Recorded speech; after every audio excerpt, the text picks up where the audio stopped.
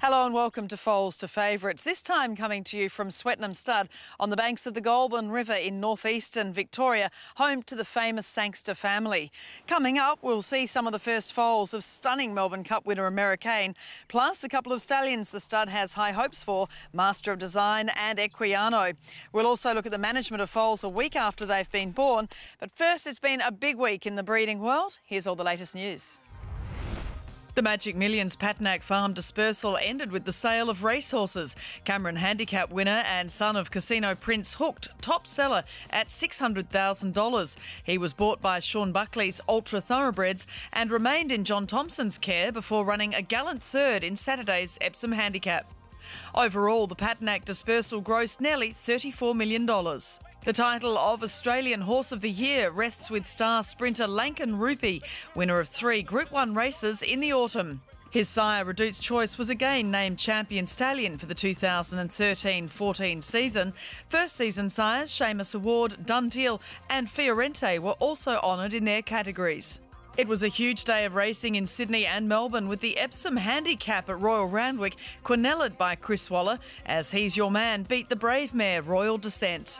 He's Your Man is coming after it. Royal Descent a half in front. He's Your Man lunging on the outside. He's Your Man is by top European Darley stallion Cape Cross and was a listed winner in France before being bought for the Waller Yard. From a family of European stakes winners, his dam by Americain's dam sire Arazzi was a winner over 1,800 metres. T-Rose Stakes winner First Seal proved herself the champion filly of the Sydney Spring with a dominant victory in the Group 1 Flight Stakes over the mile. And First Seal's going to be much too good, wins it by 3. First Seal is Fastnet Rock's 17th Group 1 winner and she's from dual Oaks winning filly Episode. She was selected by Duncan Ramage for intriguing clients including the China Horse Club, Raffles Racing and So You Think owners Dato Tan Chin Nam and Tunku Ahmad Yahya. She cost $700,000 at the 2013 NZB sale from the Curramore draft and was signed for by Bart Cummings. First Seal is a 3/4 sister to Tulloch Stakes winner Book of Curls. Imported gallopers dominated the Metropolitan over 2,400 metres, with Chris Waller achieving another Group 1 quinella on the day with Janoob and Opinion. Janoob is still in front. He's a neck in front. He'll win it. Janoob has won it from Opinion and Araldo. Janoob is by English 2,000 guineas winner Haft from the family of Melbourne Cup runner-up Red Cadeau. The Metropolitan was his 5th stakes success in his 11 wins from 31 starts. In the first stakes race for 2-year-olds in Sydney, it was a father-son quinella in the Gimcrack Stakes, with Lonhro filly Calaverite beating Denman's daughter Igraine. On the outside, Calaverite has put its head in front and Calaverite has won it from Igraine and Speak Fondly. Calaverite is another stakes winner for former champion Australian sire Lonhro and from Karrakatta Plate winner Gold Rocks, who's by Stravinsky's son Oratorio. The Thoroughbred Breeders' New South Wales Breeders' Plate was won for the 4th year on the trot by a Gay Waterhouse runner, with Vancouver saluting for his sire Medaglia d'Oro. Vancouver gets a half a length in front. He's pulling away. Vancouver goes on to beat Saburg and Wolf Cry. Vancouver is a half-brother to Just Momont and Captain Coltish from the winning mare Skates. His grandmother, the Doncaster Handicap winner and grand-producing mare Skating. He was bought by Gay and James Harron Bloodstock for $185,000 at the Magic Millions, bred by John Camilleri and sold by Coolmore Stud. At Flemington, it was Turnbull Stakes Day with the Group 1 feature going the way of plucky former New Zealand mare Lucia Valentina. Lucia Valentina comes home the best and she's got up and won it. Now with Chris Lee's Lucia Valentina is by Cox Plate winner Savabeel from a half-sister to Silky Red Boxer. It was her 2nd Group 1 win after victory in the Vinery Stakes in the autumn, where she was also placed in the ATC Oaks. She was only a $60,000 purchase for Bruce Perry from the Blandford Lodge draft at the 2012 NZB Premier Sale. Australia has another popular informed sprinter to cheer through the spring, with Chautauqua most impressive in the Group 2 Gilgai Stakes. And it's going to be a repeat of last time. He's racing away impressively again. Chautauqua by 3 or 4 to bounding. A son of Encosta Delago, Chautauqua is a similar grade to his mother, the Group 1 winner Lovely Jubbly, a daughter of Lion Hunter, who's also produced Group 3 winner London Lolly. Bred by the Throsbys, he was passed in at the Inglis Easter sale, but found his way into the ownership of clients of the Hawke stable. The Edward Manifold Stakes for 3-year-old fillies went the way of Fontaine Ruby, who showed much of the toughness of her sire, dual Group 1 winner Turfontaine. Fontaine Ruby is a product of Blue Gum Farm through and through. Her dam, Charming Ruby, is a 3/4 sister to dual Cox Plate winner Fields of Omar by former Blue Gum resident sire, another Cox Plate winner Rubiton. And finally, from Flemington, the Maribyrnong trial for the 2-year-olds again had a Darley sire to the fore, with Mahalik, a daughter of Hardspun, too strong up the Flemington straight. Mahalik is a homebred for her trainers Colin and Cindy Alderson, out of the Encosta de Lago mare Bartique, who's a full sister to the dam of Sertorius and Clifton Red. And wrapping up our breeding news, it was a sensational back-to-back victory by the injury-plagued Trev in one of the world's greatest races, the Prix de l'Arc de Triomphe in Paris. Trev became the first horse since alleged in the late 70s to win the Arc 2 years in a row. Trained by cricket head Marek, she was passed in at sale as a yearling for €22,000, but after winning the French Oaks last year, was sold to Sheikh Johan Al Thani's Al Shakab outfit for a rumoured €8 million. She's a daughter of Montjeur's English Derby winner Motivator and hails from the family of champion fillies Trillion and 9-time Group 1 winner Triptych. Time for a break on Foals to Favourites. When we return, the mighty Americain and some of his sprightly first foals.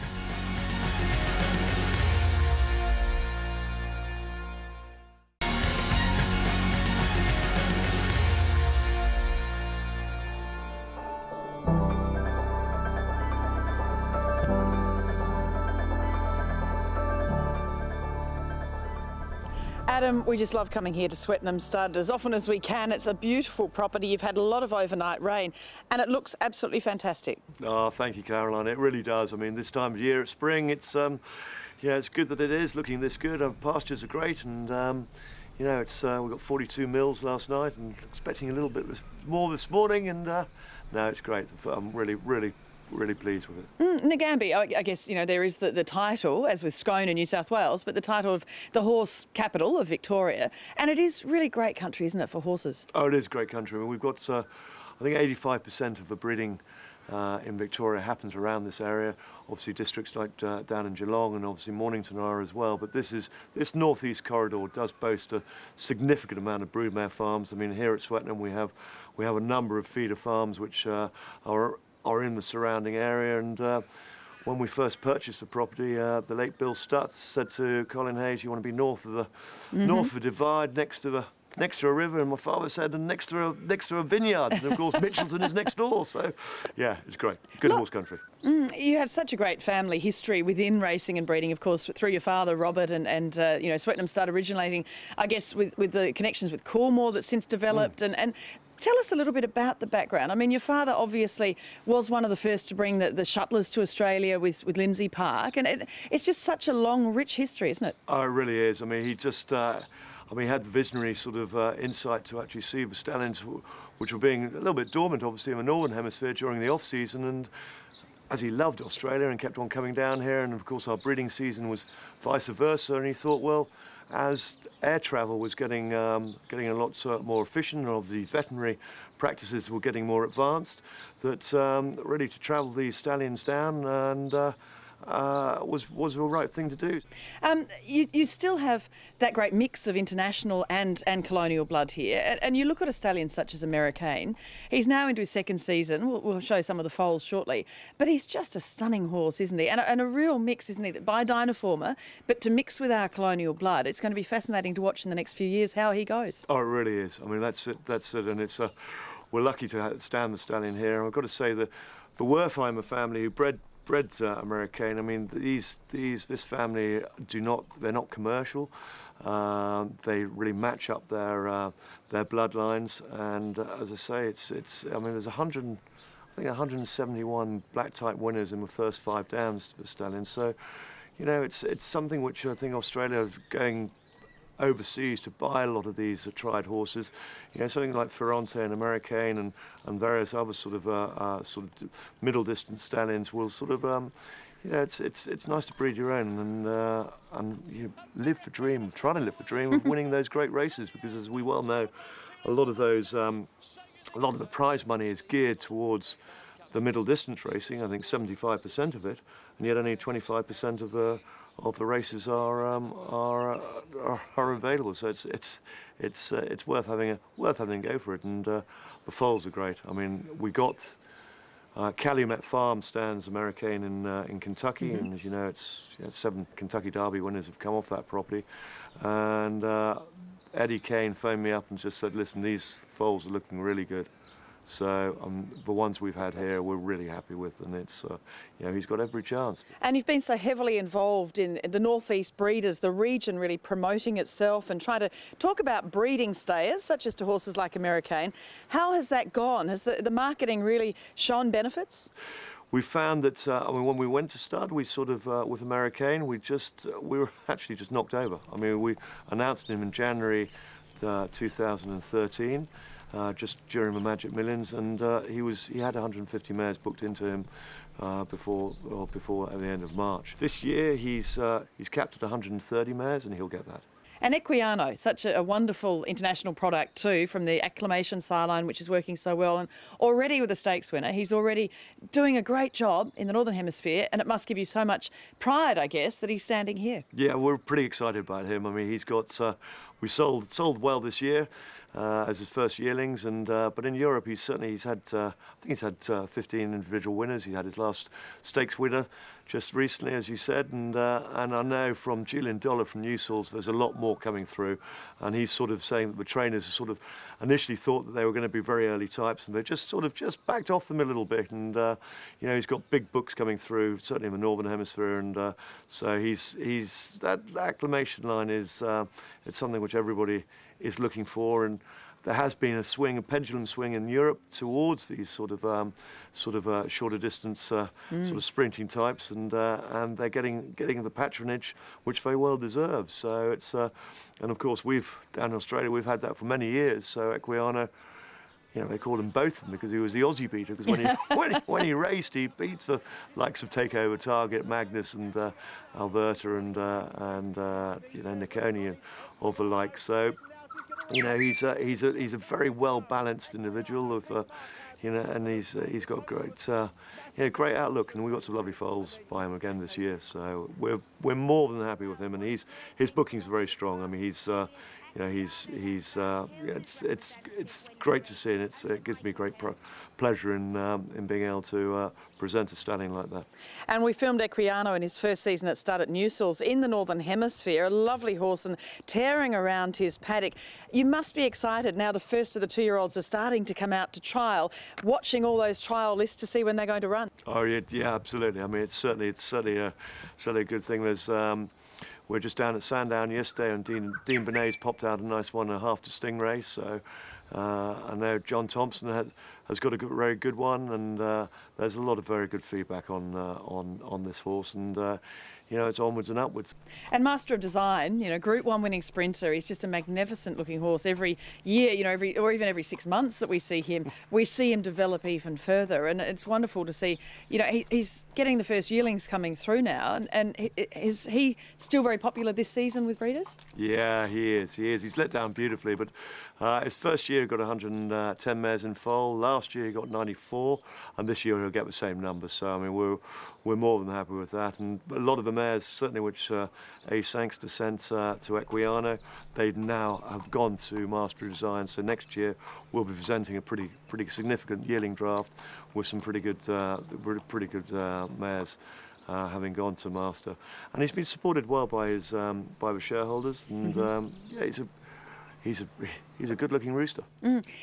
It's also, Swettenham Stud, about the broodmare band, isn't it? And I just love all your fences. I know you have, the stallions at King's Highs and stallions that the paddocks are named after, but, Mapley Heights, and although, a South Australian Derby winning filly, it is just lovely to see the respect paid to the broodmares on the farm too, and you do have some wonderful matrons. Oh, absolutely, we do.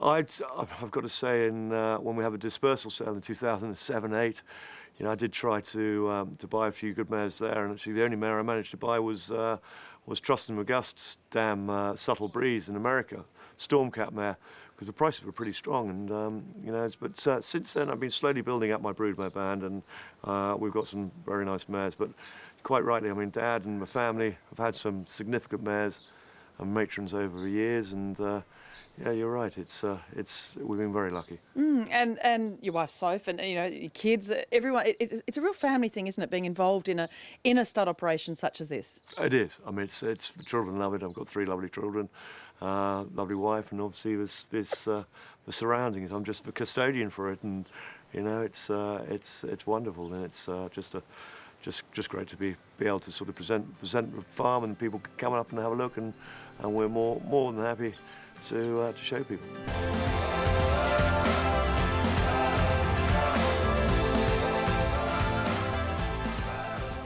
Tim, the Americain foals, a lot of them are peas in a pod of their sire. What are you seeing in the foals that you've had so far on the ground by Americain? What sorts of types are they? Well, him being such a lovely leggy horse, a very proud horse, I noticed that their ears are always pricked. They're very smart, very bold. They'll walk straight up to you. They're not afraid of humans, and they're stunning. When they are moving in the paddock, they're a lot like him. When they're galloping, they just get their head down and they're going for it. You can see that they walk out beautifully, don't they? The first one we'll show you is the Year of the Cat colt, and you're right, they're very distinctive types. Yes, no, he is stamping them, especially on type. As I said, lovely leg and lovely rein, and just lovely moving foals, good walking. Yeah, I guess looking at the Pooties colt, the little white snip, again, as you said, came up to the camera, was very bold and everything. But a lot of them are getting that distinctive little marking similar to him. Yes, and through Dynaformer as well.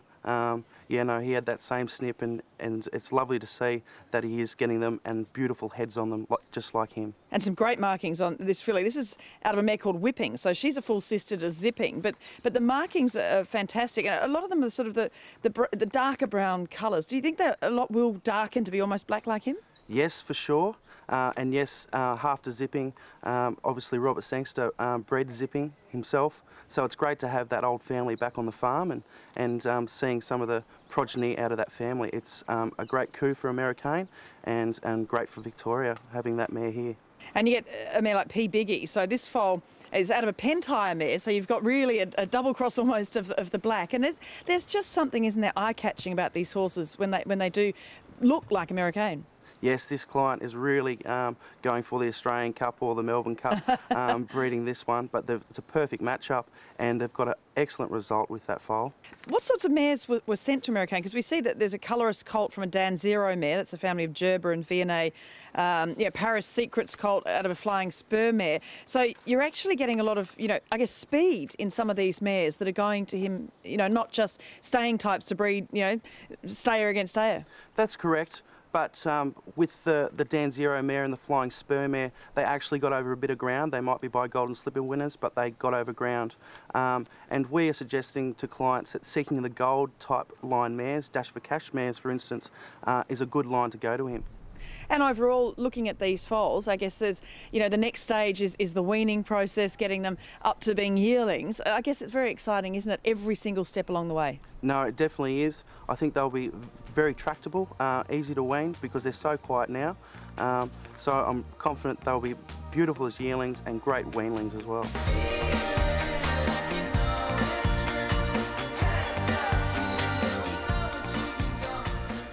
Coming up on Foals to Favourites, Swettenham stud manager Brian Gorman takes us through foal assessments to ensure the best outcome for their future.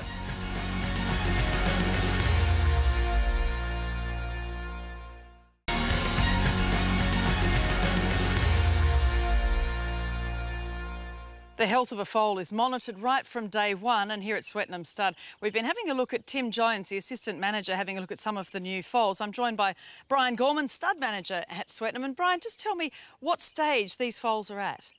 Hi, Carolyn. These foals that we're looking at this morning are aged between 7 and 12 days, and this is their first formal assessment of their conformation. As you can see, it's done on the hard asphalt so that we can get a really good line of their flight, how they're walking, if there are any further deviations, as to whether or not they're towing in, whether or not that we need to do serious work with them, or whether or not you've got the perfect foal. Yeah, it's so important, isn't it, to get, I guess, not only as athletes, but just for them to be comfortable in their future lives, that they are walking out correctly and any sort of problems are identified early. Sure, and it we find that it pays hugely to start this as early as possible and then just follow it through. So what exactly, Tim's looking at these foals walking straight towards him. What exactly is he looking for in that? He's looking for deviations from the knee and the fetlock as to whether or not they're going to require equithane extensions to get them to be placing their feet in the right direction to get them back on line, or with their knees, whether or not we need to go to the next level with strips or, you know, something like that. So explain for the layperson an equithane extension, exactly what it is. Equithane is a substance that can be moulded onto the hoof. The farrier performs that duty, and what you're doing is you're building up the angle that the foot's not right in. So it's like adding another false piece of hoof to it, so that it is hitting the ground squarely and the whole conformation of the limb is heading in the right direction. Yeah, I guess the hoof has such an important bearing, doesn't it, on the rest of the leg, and where the rest of the, you know, you can form other issues, I guess, if the hoof is unbalanced. Sure, it can result in all the pressure going on the fetlock or the knee if it's going in too much or going out too much. And when he's looking at these foals side on, what are the specifics he's looking for there? Whether or not the foal is over at its knees, whether it's back on its knees, the length and laxity of its pasterns, the conformation through the hocks, and also just to get an overall impression of how the foal's doing in that first, 2 weeks of its life. We hear a lot of people talk about slack pasterns in a foal when they're first born. I guess they've been curled up in mum's womb and they're very